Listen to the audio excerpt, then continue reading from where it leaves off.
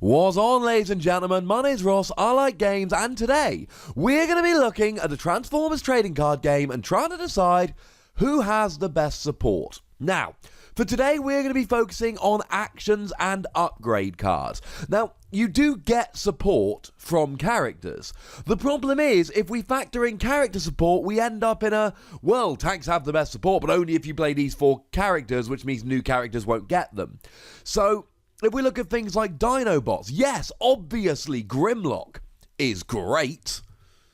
And Grimlock gives one of your other Dinobots bold free. But that's only if you put Grimlock on your team, which means if you want to build a Dinobot deck without Grimlock, you lose it. So for that reason, we're only looking at actions or upgrades that you can put into any team featuring that specific type. And before we start, commiserations to motorcycles and spaceships, who despite having their own faction designation, don't have any support. So motorcycle, we've got RC Skilled Warrior, we've got Chromia Special Ops, we've got Flame War Veteran Decepticon, all of which are bikes, and all of which have no support whatsoever. Similarly for spaceships, we've got Autobot Cosmos, Recon and Communication, and we've got Decepticon Shockwave Cybertron Commander, who are spaceships, but there is no support for spaceships. So we will go in reverse order, and the worst, and I don't want to put it at the worst, but I've kind of got to, is trucks. You see, there's only actually one card that is specifically for trucks, and that is Cargo Trailer. Now, Cargo Trailer is actually the only upgrade on which I've done a video. I like Cargo Trailer very much indeed, but I did concede in my video about it that actually it's not the easiest one to use ever. Because when you put 1 on, it's terrible, plus 1 attack. When you got 2 on, it's good, plus 4 attack. When you put 3 on, it's great, plus 9 attack. When you put 3 on, it's great. When you put 3 on, it's great.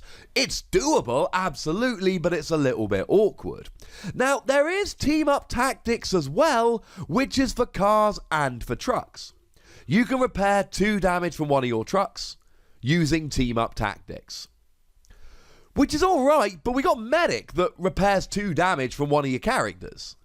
And you can only play 3 Medic. But you know what? That's fine, because when you run out of cards, you just shuffle your scrap pile and it becomes your deck.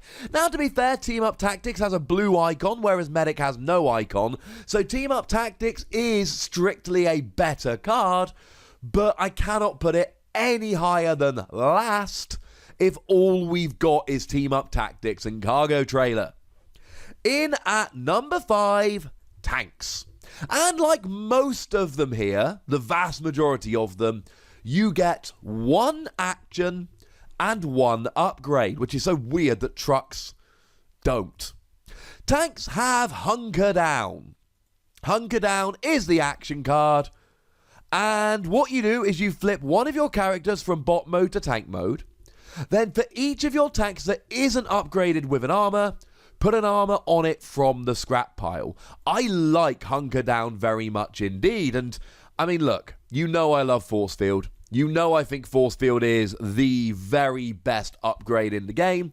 Force Field is an armor, so in theory here, you can just keep getting your Force Field back over and over again. That I like very much indeed. And honestly, that gives at least an argument here as to why this should be higher up. Because I do think it's very, very good. I just think the others have better support. I think, honestly, other than trucks, they're all pretty good. And in terms of an upgrade here, we see that tanks have Crushing Treads. They can only be put on tanks. I mean, that's kind of the whole point of this video. The upgraded character has Pierce equal to its armor. Now, this is super interesting to me, because generally speaking, you either focus on an attacking deck trying to deal damage, or a defending deck trying to reduce damage.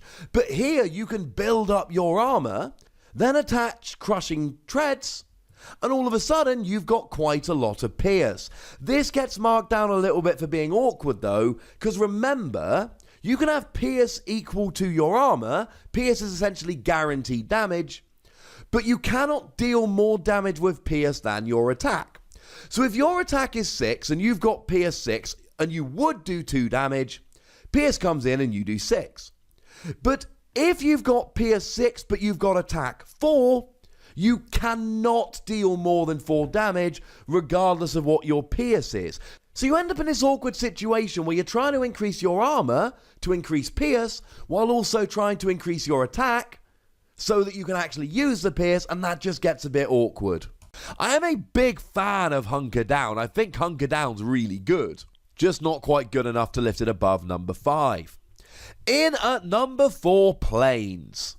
I like the support that Planes have. Now, if we look at the action card here, we've got Bombing Run. Choose an enemy character, move 1 damage counter from each of your planes to that enemy. This is wonderful if you're playing a free wide planes deck, which if you're playing planes, you should be playing free wide. There's a great combo here with Photon Bomb, whereby you do 2 damage to each character, that being yours and your opponent's, and then you move 1 damage counter from each of yours to one of your opponents, which means you essentially do 5 to one of theirs, 2 to the others, and 1 to each of yours. Now, that is a double action plan, so you do need Brainstorm if you want to play them both in one turn, but I do think there is a lot of potential here, especially given that the planes are made for cheeky damage. You've got Thundercracker in ult mode, puts 2 damage counters onto a melee enemy. Starscream in ult mode puts 2 damage counters onto an enemy, assuming you're playing a free wide plane deck. Yeah, it just fits with planes beautifully. And you have Aerial Recon, which I'm going to be honest, I don't like anywhere near as much. Put on planes only. When the upgraded character attacks or defends, look at the top card of your deck, you may scrap it. It gives you +1 defense, which is okay, but what I really like here is that you're looking at the top card of your deck and you get to get rid of it. If you're attacking and you see a blue icon, scrap it. If you're defending and you see an orange icon, scrap it. It's not stunning, but I do like that you can at least give yourself a better chance of hitting the attacking and defending numbers that you really want. In at number 3, Cars. And believe me, Cars could have gone higher here. Now you have the aforementioned Team Up Tactics, which lets you draw 2 cards. It's fine, but it's not terribly inspiring. I mean, Team Up Tactics really is good if you're playing a hybrid trucks and cars deck. I don't think it's particularly good either for trucks or cars specifically. But we have Start Your Engines as an action card. Flip each of your characters from bot mode to car mode, then untap one of your cars. Rollout is a phenomenal card that lets you flip each of your characters from bot mode to alt mode. And it also does have an orange and a blue icon, which is better than the blue icon you get on Start Your Engines. But this lets you go from bot to alt, and again, you should be playing an all-car deck here, so you go into car for all of them, which of course will then give you all of your when you flip to this mode skills. So if we look at something like Autobot Mirage, when you flip it to car mode, you get to play an action card. Things like that come in beautifully. Prowl. When you flip to car mode, each of your cars gets bold 2 until the end of the turn. So when you do this, you get all of these skills at once, and you then untap one of your cars to essentially give yourself an extra attack. That, ladies and gentlemen, is wonderful. I think Start Your Engines is a phenomenal card. But as with all the others, you do have an upgrade as well. You get access to Turbo Booster. Gives you +1 attack, and then when you put it on a character, you untap them. So both of the car support here, they really are focusing on untapping. And playing a free wide and getting a couple cheeky untaps gives you essentially extra turns, extra attacks. It gives you a chance to get ahead in the damage race. But in at number 2, we've got Insecticons. I think both the Insecticon support cards are verging on, as I like to phrase it, nuts good. In terms of an action card here, we have Swarm. Swarm is phenomenal. You can play a 4-wide Insecticon deck. You can play 4 Insecticons in one deck, because you've got really low cost ones. Like, for instance, Kickback, who's sitting there as a 5 cost. Yeah, that's the lowest in the game. And Ransackner sitting there as a 6 cost. These are the things that allow you to play 4-wide. And then you play Swarm and you flip an action card for each Insecticon with which you started the game. Every orange icon you flip, your opponent has to take a damage onto one of their characters, and for each blue you flip, you repair 1 damage from one of your Insecticons. That's crazy good, ladies and gentlemen. Yes, I know that Swarm actually heals any character, not just Insecticon, but if you're not playing it 4-wide Insecticon, you're not playing it to its maximum efficiency, so I'm just assuming you're only playing Insecticons. Could have just said characters and saved that whole speech, but I feel comfortable with what I did. So, here, Swarm is great. It gives you such an advantage. You run through your deck, and then you just keep using this turn after turn, getting cheeky damage, getting healing. You could build your deck with lots of orange icons to get the damage, lots of blue icons to get the healing, especially when you look at something like Insecticon Scrapnel, which can only take 3 from a single attack. I mean, yeah, I'm just excited, to be perfectly honest with you. And then you get Bug Bomb. I love Bug Bomb. I mean, I like all of these cards. I'm getting very excited, but I'm an excitable dude. It can only be put on Insecticons, and when that Insecticon is KO'd, you draw a card, and you scrap an enemy upgrade, force field, and your opponent chooses a card from their hand and scraps it.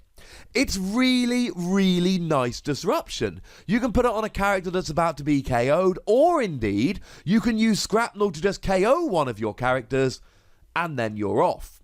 You could even combine this really beautifully with I Still Function.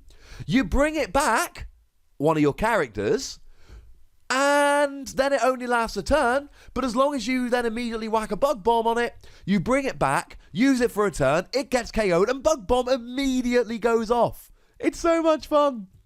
But number 1, I'm going Dinobots. Dinobots have a very clear function in the Transformers TCG. They smash. So what do? We give them cards that help them smash. Dino Chomp, scrap your hand, give one of your Dinobots bold 5 until the end of the turn. To put this into context, if you're not a Dinobot, the best you can do in terms of bold is using Supercharge to give yourself bold 3. This is 2 better. And yeah, you've got to scrap your hand to do so, but you can play draw cards. I mean, you got Dinobot Snarl, who's clearly built for this. Because when you flip it into alt mode and you got 0 cards in hand, you draw 2 cards. Or you could stick a different card, something like Sunstorm, into your deck. If you've got fewer than 3 cards in hand, draw until you've got 3. Or you could just play something like Data Bank, which draws you a card at the start of your turn and has a white icon. There's a million different ways to get around Dino Chomp, the downside of it, but it gives you bold 5, which is nuts. And you get Jaws of Steel. Jaws of Steel gives you bold 2, but can only be put on Dinobots. Well, hang on a second, isn't that the same as Flamethrower? No! Because you see, Flamethrower gives you bold 2 and has an orange icon. Jaws of Steel gives you bold 2 and has an orange icon. But Jaws of Steel's a utility, and Flamethrower's a weapon. Which means that you can get both of them onto a Dinobot and get bold 4. And then you've got Grimlock, which I know we're not really looking at in this video, but you do. And you've got Dino Chomp, and you see where I'm going with this? Dinobots are made for bold. I love that tanks have Hunker Down. I am upset that trucks don't have better support. And I think this list is far from settled. And I think it's a very difficult list to make, but I do feel good with the order. I want to give a shout out here to the lovely Matt Wishart, who did create a poll over on the Facebook group. Now, he went for worst support. I decided to flip it round and be very, well, I suppose enthusiastic and positive is what I'm going for here. But thank you to Matt for tagging me in this and doing this up, and I thought, yeah, that does sound like a fun video to make. And you can see, obviously, on the screen there that, generally speaking, I have followed it through quite nicely, although I put Dinobots above Insecticons. Argue with me in the comment section, ladies and gentlemen. Go nuts, but please do remember the rule. Be nice. And of course, make sure you like this video, subscribe to this channel, and follow me on Twitter at the Wossy for more ramblings. But by far the most important thing, as always, is to look after yourselves. Until next time. Thank you very much for watching. My name's Ross, and you've been watching Wossy Plays.